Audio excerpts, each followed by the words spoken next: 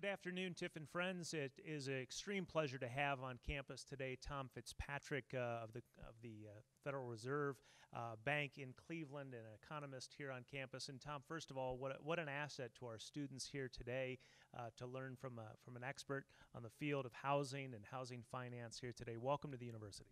Thanks so much. It's great to be here.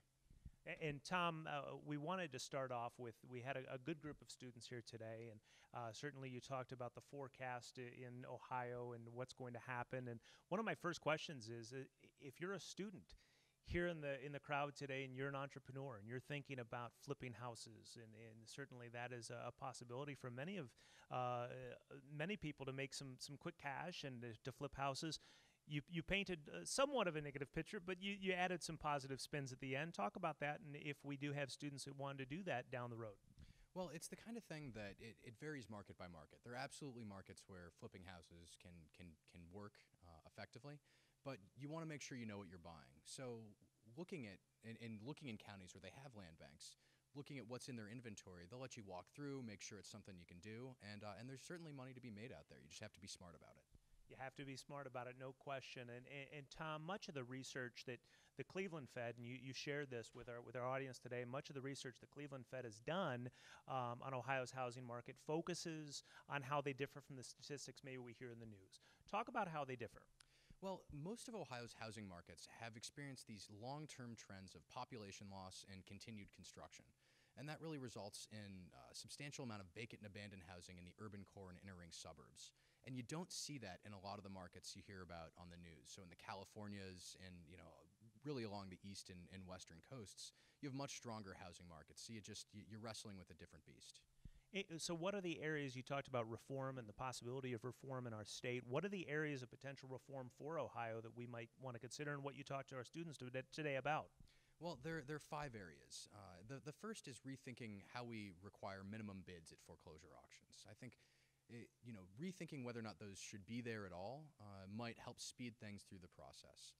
Relatedly, rethinking the judicial foreclosure process for vacant and abandoned properties. If you can fast track that, again, that cuts down on the amount of time that properties sit there vacant. Expanding access to land banks is really important because you need a responsible repository for the abandoned properties you have. And all 3 of those sort of work together. But one critical piece is doing something about the unhealthy speculation market. The people who buy but don't intend to rehab the property, they just hope to sell it to someone for slightly more than they bought it for. So requiring that the code violations be corrected or back taxes be paid before those low-value properties can transfer might bear some real fruit. And then finally, the point on data. We collect so much data, but it's not standardized and usable. And if we can make that a little more standardized and a little more usable, the housing data we collect at the county level, I think that could be really beneficial to our counties. Talking to Tom Fitzpatrick, an economist here on campus today. And Tom, lately the news, about foreclosure and delinquency, which you touched on quite a bit in your presentation today, that the rates have fallen. Okay, given that new data, does reform in the state of Ohio still make sense? Well, there has been a lot of good news. Delinquencies are down, foreclosures are down. Ohio, the starts are mixed. Sometimes they're down. Sometimes we buck the trend and they go up. But generally it's good news. But we have to remember they're still 3 to 6 times higher than they are in good times, in normal times. So there's a lot of work that remains to be done, and that's why I think reform is would still be valuable. We had some students here today that were from Detroit.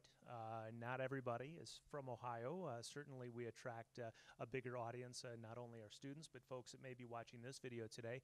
Is Ohio the only state that the reform would make sense for just Ohio? Well, Ohio contains a lot of older industrial cities, and that's really what the research and the recommendations focus on. And then judicial foreclosure as well, obviously. But those can be exported to any other older industrial cities along the Rust Belt in Michigan and Pennsylvania and the Northeast, and then certainly here in Ohio as well. So we focus on Ohio because it's in our district, but they're really lessons that can be applied in other states. Tom, again, on behalf of everybody here at Tiffin University and the students here today and our faculty that, of course, Dr. Vinny Gajallo brought you in, we thank you for coming, and certainly we appreciate it very much. My pleasure. Thanks so much. All right, that's Tom Fitzpatrick of the Federal Reserve Bank in Cleveland here on the campus of Tiffin University.